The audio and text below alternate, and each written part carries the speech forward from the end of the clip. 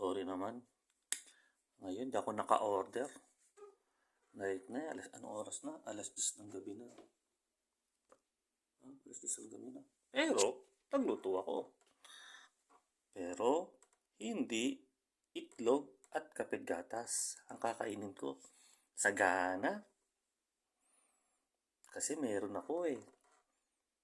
Pasensya na kung euro ang pinambabayad ko dyan ha. Hindi pesos. Tsaka hindi itlog at kapit gatas lang kinakain. Hindi katulad ng iba dyan, Sharon, para makakain lang ng saganang pagkain, o kaya bili-bili lang sa kalenderya. Di ba, Wendy Valido? So, paano kita kakaingitan? O ikaw lang talaga may inggit sa akin? Dahil hindi mo kayang bumili ng ganyan, magkaroon ng ganyan, at kung ano-ano pa meron ako na hindi mo maaabot.